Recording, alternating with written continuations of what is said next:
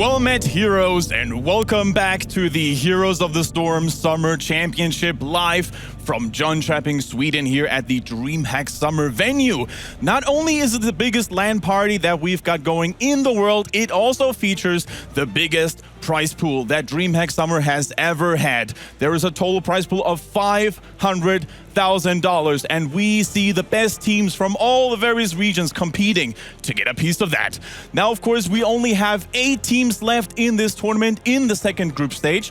New contestants have actually arrived. The top 1 seeds from the major regions are there. Team Naventic, MVP Black, Tempest, Dignitas, and E-Star Gaming from China. With me here at the desk, as always, the lovely Jay Howe, the reason why we're all wearing our Murden cosplays today. How are you doing, sir? Fantastic, man. I'm absolutely excited. We talked about the hype all week long. The fact that there's been so much going on. We saw the upset. We've got the biggest names in Heroes here today.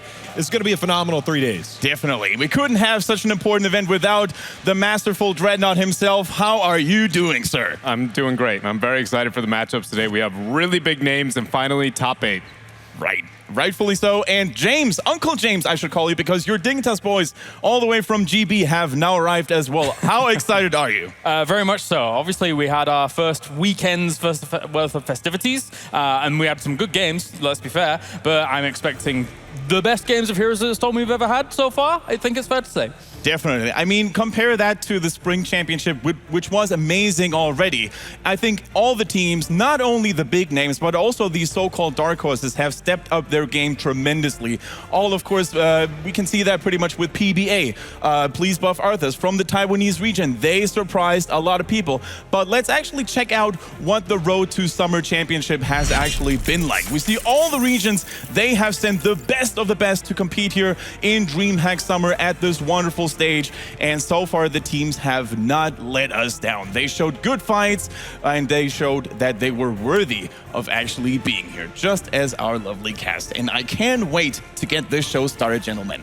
Who actually surprised you the most? Who are you looking the most forward to, Jay Howe? I think one of the more surprising things was MVP Black, in the sense that they talked about that their power level wasn't anywhere near close to 100%, but they were absolutely dominant in their showing. They started off slow, a little bit more cautious, but their enemies were put out in dramatic fashion. I mean, they dominated their early competition. Even unconventional picks. They picked Morales and they picked Tracer during that. Yeah. I mean, it's not exactly the most common thing that you would see from them per se, but they were still able to make it look really, really good. Absolutely. Dread, any final words? I mean, I expect more dominance coming out of them up until probably the semifinals is where I think they might start seeing some challenges, but overall it's been very impressive to see them kind of get all the problems figured out, very small ones, and then now that they even feel like they're on the same page even better than when they got here. Yeah, and of course, guys, if you have been following this tournament, you know, of course, what the first group stage looked like. It was very exciting, and we actually gathered all the highlights for you to know, so enjoy and rejoice.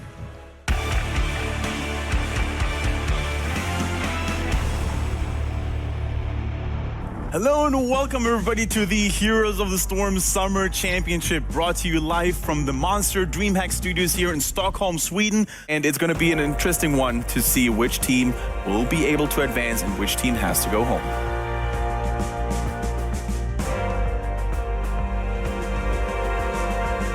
And MVP Black loads up into the medevac, a masterclass shown here by MVP Black. 우리 팀적으로 좀 이제 슬슬 다시 맞기 시작한다라는 느낌이 좀 더 많이 들어서 그렇게 별 감흥은 없었지만 그냥 팀적으로